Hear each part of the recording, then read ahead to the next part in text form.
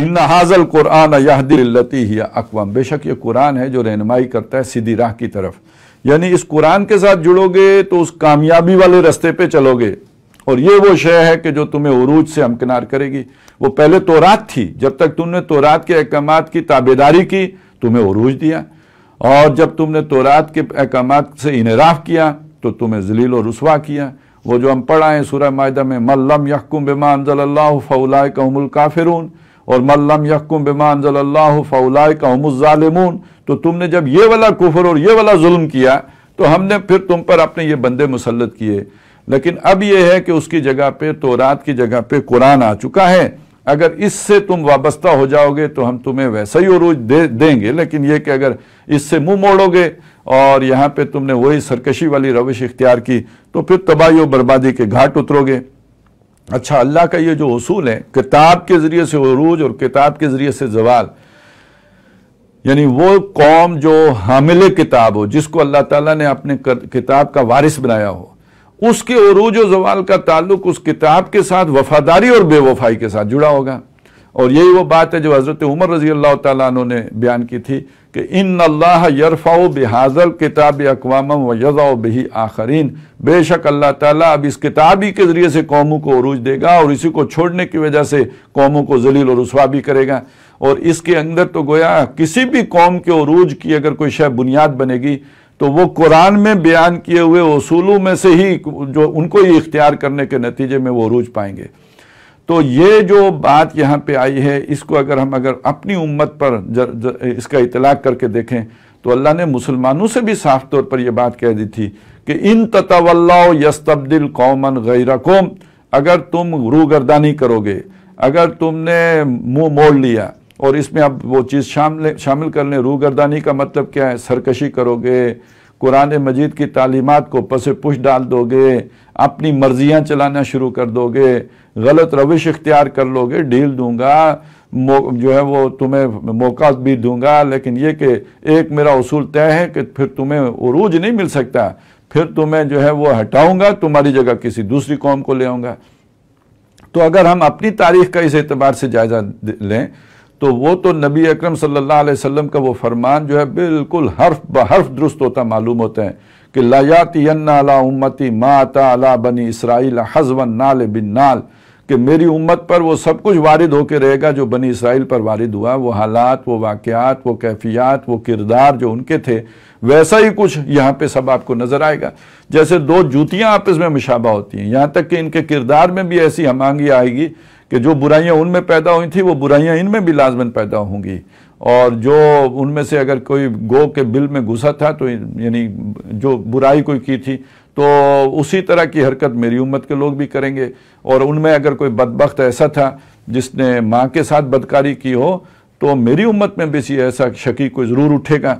तो इसी में अब अगर हम तारीख़ के तनाजुर में देखें तो बिल्कुल उससे मिलती जुलती बात हमें नज़र आएगी कि मुसलमानों पर जैसे वहाँ पे पहले जो है ना वो आए थे वहाँ बुख्त नसर, तो इसी तरह मुसलमानों को पहले जो चरके लगे हैं तो वो चरका लगा है बड़ा चरका तातारियों के हाथों, और तातारियों ने जो है वो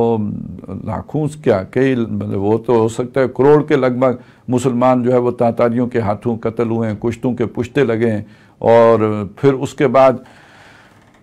अरबों के हाथों से तो इक़्तिदार निकल गया और अरबों से बात चली गई तुर्कों के पास और तातारियों के पास, और अल्लाह ताला ने उन्हीं की एक नस्ल को जो है वो इस्लाम लाने की तौफीक दे दी। इसलिए कि बहरहाल यहूदियों को और मुसलमानों का एक फ़र्क ये है कि वो तो एक नस्ल का मज़हब है और इस्लाम जो है ये आलमी मज़हब होने के हैसियत से ये कोई भी कौम जो है इसमें दाखिल हो सकती है। लिहाजा अब जो है वो पासबां काबे को अरबों से नहीं मिले हैं बल्कि ये कि तातारियों से मिले हैं। है या फितना तातार के अफसाने से पासबां मिल गए काबे को सनम खाने से। तो अब ये पासबां उन्हें एक नए तरफ से अल्लाह ताला ने अता कर दिए। लेकिन ये कि ये सल्तनत उस्मानिया भी अपना उरूज देखने के बाद जब इनके अंदर भी वही कैफियत पैदा हुई, वही जैसे जो पहले अरबों में पैदा हुई थी, वही अय्याशियाँ, वही जो है महल्लात के अंदर जो है वो हरम की तोसी सबसे बड़ा काम यही, और दुनिया में लूट मार भी हुई। और तो ये सारा उसका नतीजा फिर ये निकला کہ جیسے عربوں کا حشر ہوا تھا، پھر بعد میں یہ مسلمانوں کے ساتھ بھی ایسا ہی ہو گیا. وہ جو بھی مغربی عوام جو ہے اقوام ان کی یلغار آئی ہے تو پھر ایک ایک کر کے مسلمان ممالک گرتے چلے گئے ہیں، وہ ہر طرف جو ہے ان کا قبضہ ہوتا چلا گیا. اور یہ جو ہماری دور ہے یہ ابھی ختم تو نہیں ہوا. وہ ان کی عسکری غلبہ تو بہت حد تک ختم ہو گیا، واپس چلے گئے، لیکن یہ کہ سیاسی طور پر، تہذیبی طور پر، علمی طور پر، ثقافتی طور پر وہ اسی طرح، بلکہ یہ کہ اب وہ اپنے مالیاتی شکنجوں کے ذریعے سے مسلمانوں کو انہوں نے پوری طرح جکڑا ہوا ہے. وہ ان کے جو مختلف ادارے ہیں ان کے، یعنی یہ غلامی کی، اس سیاسی غلامی سے بھی بدترین شکل ہے کہ جس سے اس وقت مسلمان گزر رہے ہیں. اور لیکن یہ کہ اس کے ساتھ ساتھ پچھلے 400 سال کی اسلام کی تاریخ یہ بھی بتا رہی ہے کہ مسلمانوں کے اندر بھی ایک جو یوں سمجھیے کہ نشت ثانیہ کے جذبات ہیں کہ جو پروان چڑھ رہے ہیں، اور وہ صرف قومی تحریکوں کی صورت میں ہی ظاہر نہیں ہوئے ہیں بلکہ ان کے اندر ایک اسلام کی نشت ثانیہ کا جذبہ بھی ہے. یعنی صرف مسلمانوں کے عروج کی بات نہیں ہے بلکہ یہ ہے کہ وہ دین جو کبھی بڑی شان سے وطن سے نکلا تھا وہ دوبارہ اسی شان کے ساتھ بحال ہو جائے، اس کو عروج ہو جائے، اللہ کا دین غالب ہو جائے. اور اس کے لیے بے شمار لوگ ہیں کہ جو محنتیں کر رہے ہیں، کوششیں کر رہے ہیں. اس امت کے اندر اب خال ایسے نہیں ہیں، بے شمار ایسے لوگ ہیں. اور اس کا اب ایک خوف، ایک دھڑکا، ایک خطرہ عالمی سطح پہ محسوس کیا جا رہا ہے کہ کہیں وہ جو ہے یہ اپنے اسی کھوئے ہوئے نظام کی جستجو میں تو نہیں ہیں اور اسی نظام کو دوبارہ قائم کرنے کے در پہ تو نہیں. اور پھر اس کے لیے کتنے بڑے بڑے منصوبے بنتے ہیں، کتنی بڑے بڑے جو ہے جو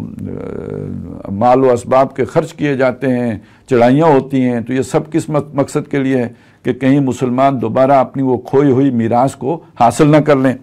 لیکن یہ کہ اس وقت کی صورتحال تو جو بھی ہے اس میں لگتا تو یہی ہے کہ وہ تباہی و بربادی مزید ابھی آگے ہی جو ہے وہ اپنے پر پھیلا رہی ہے، اور مزید جو ہے وہ ابھی بربادیاں اور بھی ہمارا مقدر ہیں. لیکن یہ کہ یہ وہ جذبہ ہے جس سے اگر کہیں کوئی تھر تھراٹ ہے، کہیں کوئی خوف محسوس کیا جا رہا ہے تو اس کے اندر کوئی تو طاقت ہے نہ، کوئی تو اس کے اندر ایسی چیز ہے کہ کہیں اس کا خوف محسوس ہو. اور پھر اس میں خاص طور پر یہ جو ہمارا خطہ ہے جو بر عظیم پاک و ہند، اور اس میں جب مسلمانوں کو آزادی حاصل ہوئی، پاکستان وجود میں آیا، اور یہاں جس جذبے کے تحت بھی تحریک چلی اور جو بھی ہوا، لیکن اس کے اوپر جو ایک لیبل تھا اور اس کے جو جوش کا باعث بننے والی چیز تھی وہ پاکستان کا مطلب کیا، لا الہ الا اللہ. اور پھر اس کے بعد جو آگے مختلف اللہ تعالیٰ نے اس کو نعمتیں عطا کی، اور اسی میں جو عسکری اور فوجی طاقت میں اضافہ، اور اب جو مختلف ٹیکنالوجیز میں ایک برتری اس کی سامنے آئی ہے، تمام مسلمان ممالک میں نمایاں ہو کے سامنے آیا. تو گویا وہ والا خطرہ جس کی ہم بات کر رہے ہیں، جس کا ایک پہلو تو نظریاتی ہے، لیکن یہ کہ دوسرا پہلو یہ ہے کہ وسائل، آپ کے اسباب آپ کے پاس کتنے ہیں، جنگی وسائل کیا ہیں. تو یہ والی چیزوں کو بھی اگر دیکھیں تو وہ خطرہ زیادہ فوکس رہتا ہے اسی ہمارے خطے کی طرف. اور یہ بھی بڑی اللہ کے کاموں میں سے ہے کہ تقریباً ایک ہی وقت میں تھوڑے سے فرق کے ساتھ پاکستان اور اسرائیل اکٹھے وجود میں آئے ہیں. ادھر اسرائیل جو ہے بس وہ ہمیں 9 مہینے پہلے ہیں، اس سے پہلے پاکستان بنا ہے 1947 میں، اور وہ 1948 میں اس کی جو ہے وہ جو مملکت کی بنیاد پڑی ہے. ایک بات غلط کہی جاتی ہے، وہ آج کل پھر ذرا زوروں سے کہی جانے لگی ہے، لیکن اس لیے میں ذرا چاہتا ہوں کہ اس کو آپ ذرا اجاگر کر لیں، سمجھ لیں. وہ یہ کہ یہ دونوں ملک جو ہے وہ مذہب کی بنیاد پہ بنے. یہ بات 100% غلط ہے، بالکل ہی غلط ہے. پاکستان تو واضح طور پر ایک نظریے کی بنیاد پر پاکستان کا مطلب کیا، لا الہ الا اللہ. اور اسلام کے ماننے والے کوئی ایک نسل نہیں ہے، اس میں ہر نسل کے لوگ ہیں. اور جبکہ یہودی جو ہیں وہ ایک نسل ہیں، اور انہوں نے اس بنیاد پر نہیں کہ ہم یہاں تورات کا نظام لے کے آئیں گے، انہوں نے وہ ملک حاصل کیا ہے اپنی اس جو بھی ایک دنیا جو ہے وہ ہم جو سامی النسل ہیں، ہم سے نفرت کرتی ہے اور ہمارے ساتھ بڑا ظلم ہوا ہے. تو یہ ایک نسل ہے کہ جس نے ایک ملک حاصل کیا. اس کے پیچھے مذہبی بنیاد نہیں ہے، نسلی بنیاد ہے. وہ ایک نیشنلسٹ ریاست ہے. اس کے مقابلے میں جو پاکستان بہرحال یہ واحد ملک ہے دنیا میں جو مذہب کی بنیاد پر وجود میں آیا ہے. اور جو اصل جو پیچا ہے، یا یوں کہہ لیجئے کہ ایک طرف سے وہ یہودی طاقت پروان چڑھ رہی ہے اور دوسری طرف سے یہ جو اسلام کی جو بھی کہہ لیں اب جو مسلمان جو بھی اللہ تعالیٰ نے ان کو جذبہ جن جہاں جہاں دیا ہے تو اس میں اگر کہیں وسائل نظر آ رہے ہیں تو وہ یہ مملکت خدا داد پاکستان ہے. اور اس حوالے سے اب آنے والا دور جو ہے وہ بہت ہی یعنی یہ ایک جو تباہ کن جنگوں کا سلسلہ شروع ہوگا، اس میں یہ دو جو قومیں ہیں ان کی قسمت کا فیصلہ ہونا ہے، مسلمان اور یہودی. اور جو ہماری معلومات ہیں جو ہمیں وحی سے ملی ہیں، جو اللہ کے نبی صلی اللہ علیہ وسلم نے اسی مشکل دور کے لیے گویا اپنی امت کے لیے امید کے طور پر جو خوشخبریاں چھوڑی ہیں، اس میں یہ ہے کہ یہودیوں کا صفایا ہو جائے گا. یہ گریٹر جو ہے نا وہ اسرائیل نہیں بنے گا بلکہ ان کا یہ گریٹر قبرستان بن جائے گا. اور اسی سورہ مبارکہ کے آخر میں یہ بات آئے گی کہ ایک وعدہ اور بھی ہے ہمارے، یہ دو وعدے ہیں نا جن کا یہاں پہ ذکر ہے، ایک اور وعدہ بھی ہے. تو جب وہ وعدہ آئے گا جے نا بیکم لفیفہ، ہم تم سب کو لپیٹ کے لے آئیں گے. اب یہ جو لپیٹ کے لانا ہے یہ ایک بڑا سوالیہ نشان بنتا تھا کہ یہ کیسے ہوگا، یہ سب کچھ دنیا میں جس طرح یہ پھیلے ہوئے ہیں تو یہ واپس کیسے یعنی اس علاقے میں آ کے پہنچیں گے. تو بے شک گریٹر اسرائیل بن بھی جائے تو جو ان کے یاشیاں امریکہ میں ہیں، یورپ میں ہیں، وہ چھوڑ کر وہاں پہ آنا. تو اب یہ جو حالات ایک دم سامنے آئے، کوئی ایک وبائی انسان کو مجبور کر دیتی ہے کہ وہ جو ہے اب گھر بار چھوڑ کر کسی جگہ پہ منتقل ہو جائے یا گھر بار ہی کا ہو کے رہ جائے. وگرنہ یہ کہ آج سے 6 مہینے پہلے کون سوچ سکتا تھا کہ اس طرح دنیا میں لاک ڈاؤن بھی ہو سکتا ہے، لیکن ہو گیا، ہماری آنکھوں کے سامنے ہے. تو اسی میں یا یہ کہ کل کوئی ایسی بات کھلتی ہے کہ معلوم ہو کہ اس کے پیچھے کسی کا ہاتھ ہے، کسی کمیونٹی کا، اس کی سازش ہے، تو پھر اس کے خلاف جو رد عمل وہاں پہ جنم لے گا تو اس رد عمل سے بھی بچنا ایک مجبوری ہوگی کہ پھر آپ بھاگ کے وہیں پہ پناہ لیں جہاں پہ آپ کو سکون ملے. لیکن یہ اللہ کا وعدہ ہے، جیسے یہ وعدہ تھا کہ بخت نصر آ کے تمہاری ٹھکائی کرے گا، جیسے یہ وعدہ تھا کہ ٹائٹس رومی کے ہاتھوں تمہاری بربادی ہوگی، ایسے ہی اللہ کا یہ وعدہ ہے ایک وقت آئے گا ہم تمہیں واپس لپیٹ کے لے آئیں گے. اور جب وہ آ جائیں گے تو پھر اس کے بعد وہ پروسیس شروع ہو جائے گا جس کو احادیث میں بیان کیا گیا ہے کہ جس کے آخر میں ان کا رہنما جو سب سے بڑا آئے گا دجال، جس کی قیادت میں یہ متحد ہو جائیں گے. اور ادھر یہ کہ مسلمانوں کی طرف سے پھر جو خیر کی سب سے بڑی قوت نمایاں ہو کر سامنے آئے گی، وہ اور کوئی نہیں، وہی ہوں گے جنہیں انہوں نے اپنے بس پڑتے سولی چڑھایا ہوگا، حضرت مسیح علیہ السلام. اور پھر وہ مسیح علیہ السلام کے آنے کے نتیجے میں ان کا وہ جو بھی سپر مین ہوگا وہ اس روح اللہ کا مقابلہ نہیں کر سکے گا اور وہ شکست خوردہ ہوگا، اور پھر تمام یہودی اس کے بعد قتل کر دیے جائیں گے. اور جو بھی ظاہر ہے عیسیٰ علیہ السلام کے آنے کے بعد عیسائیوں کے لیے بڑا آسان ہو جائے گا کہ وہ حق کو قبول کر لیں. تو عسیٰ ربکم ان یرحمکم، تو اب وہ رحم کی صورت آخر میں تو قوموں کے لیے جا کے یہی بنے گی کہ حق کس طرح غالب ہوگا. وَإِنْ عُدْتُمْ عُدْنَا، اور تم نے وہی کیا تو ہم بھی وہی کریں گے. اور اس وہی ہونے کا آخری نتیجہ یہ ہوگا کہ تمہیں نیست و نابود کر دیا جائے گا، صفحہ ہستی سے مٹا دیے جاؤ گے.